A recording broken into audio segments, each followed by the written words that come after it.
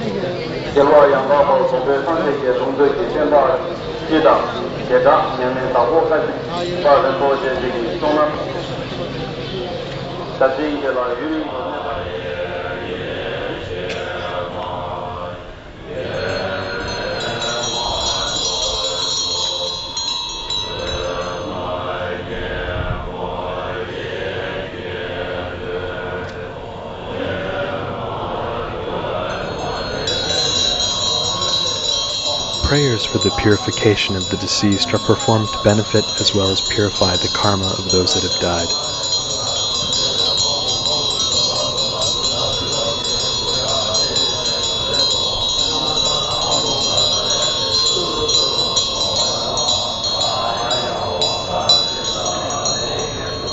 Because of the belief in a system of reincarnation or rebirth from one life to another, it is important to understand the relationship that one life has with its next.